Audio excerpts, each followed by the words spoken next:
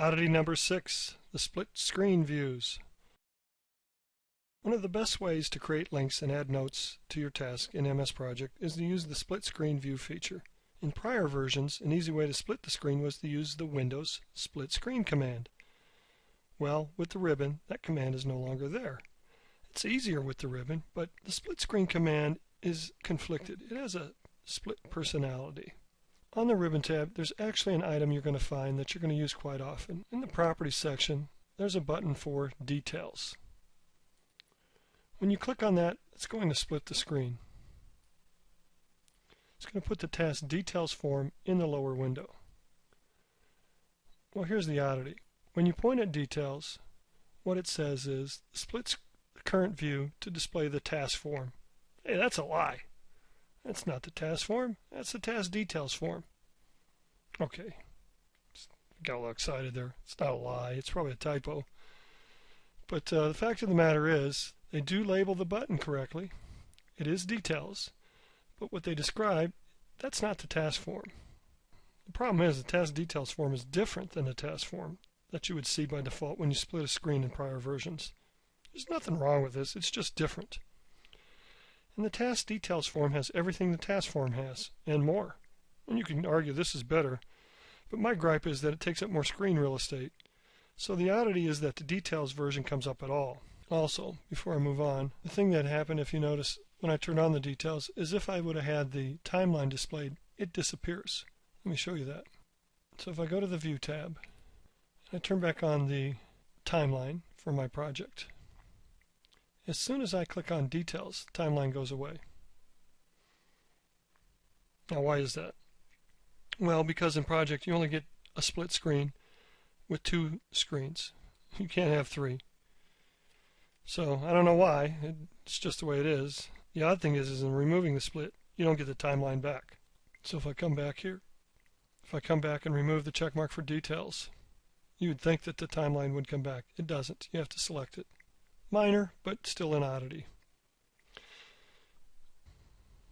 So if you're wondering, how do I get the good old task form back?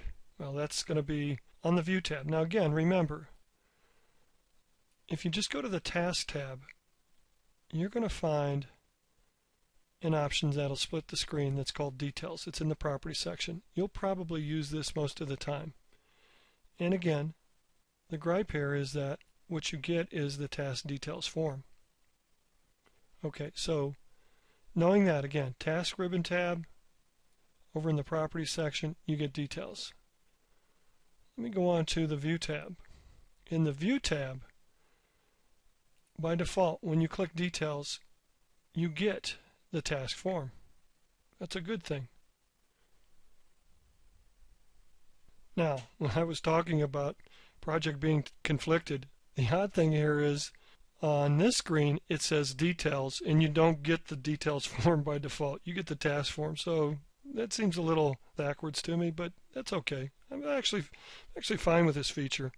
I like the fact that on the Task Ribbon tab I get the details form. And if I want the old task form, I'm okay with going to the View tab and clicking on Details to get the task form. Now I'm going to show you a little trick. If you did want to get a different view, you'd have to select it from the list. Now notice the task detail form may not be here. I'm going to select More Views. And in this box, I'm going to go down and grab the task details form. Now before I go on, I'm going to edit this. And I'm going to put a 3 in front of it. Now you're going to ask, why do you want to do that, Kevin? Well, just hang on. I'm going to put a 3 in front of that. I want to make sure it's in the menu. I'm going to click OK. I'm going to go back and I'm going to find the task form. I'm going to edit that. I'm going to put a 2 in front of the task form. And you're probably saying to yourself, what is this nut doing? I'll go back and grab another one. Task name form. This is a very stripped down version, but before I select it, I want to edit it also. I'll put a 1 in front of it, and I'm going to make sure it's going to be shown in the menu. One last thing before I go. There's a view I like called the relationship view. There it is, relationship diagram. I'm going to edit it. I'm going to make it my number 4. I'm going to make sure I pick Show in the menu. Click OK. And let me apply the task name form. OK. So you can see what the task name form does. It gives you a very stripped down, simple task form in the bottom. Now, why did I number those, you may be asking? Well, because sometimes I want the simple version, the number 1. Sometimes I want the good old task form, which is now my number 2. And sometimes I want a lot of details, which is my number 3. And I've now made it easy for me to get any one of these views in the View tab in the Details section. Also, I added the relationship diagram view because that thing's just plain fun. As you click on tasks, it will show you what all the related tasks are for the task you have on your screen.